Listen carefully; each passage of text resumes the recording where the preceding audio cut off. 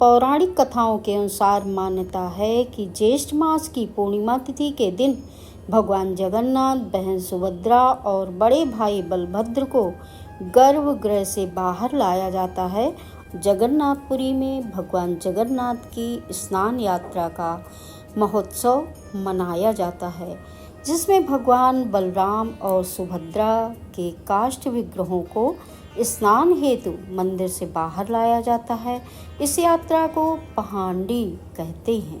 प्रभु श्री जगन्नाथ के विग्रहों को मंदिर से बाहर लाने के पश्चात उन्हें सूती परिधान धारण करवाकर पुष्प आसन पर विराजमान किया जाता है।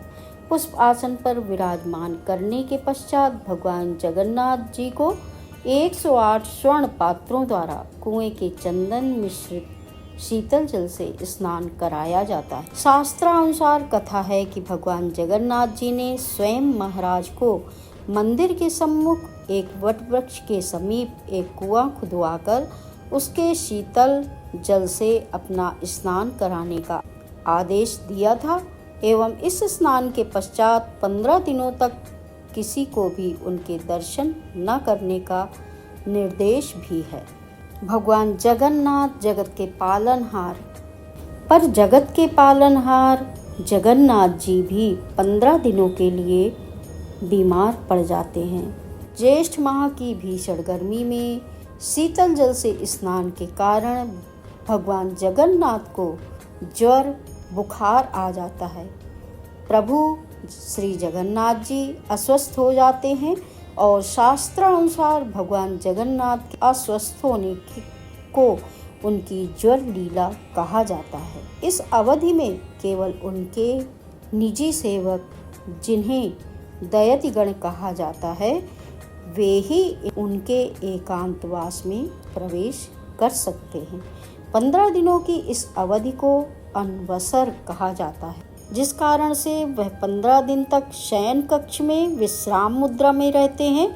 अनवसर के इस काल में भगवान जगन्नाथ को स्वास्थ्य लाभ के लिए जड़ी बूटी, खिचड़ी, दलिया एवं फलों के रस का भोग लगाया जाता है।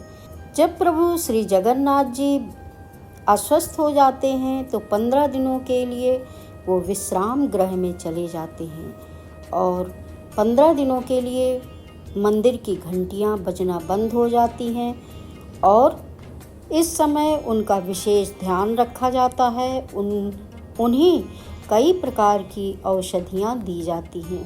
सादा भोजन जैसे खिचड़ी, दलिया इत्यादि का भोग लगाया जाता है। 15 दिनों तक केवल काढ़ा और फलों का जूस ही पीते हैं भगवान। सोने से पहले मीठा दूध अर्पित किया जाता है। साथ ही पूरे 15 दिनों तक भगवान को शीतल लेप लगाया जाता है। इस समय मंदिर में न तो घंटी बजती है, न भक्तों को दर्शन करने की अनुमति होती है। अनवसर काल के पश्चात भगवान जगन्नाथ पूर्ण स्वस्थ होकर अपने भक्तों से मिलने के लिए रथ पर सवार होकर निकलते हैं, जिसे सुप्रसिद्ध रथ यात्रा कहा जाता है।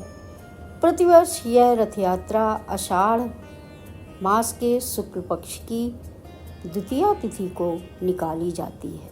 पूरी रथ यात्रा के लिए बलराम, श्री कृष्ण जी और देवी सुभद्रा के लिए 3 अलग अलग रथ किए जाते हैं।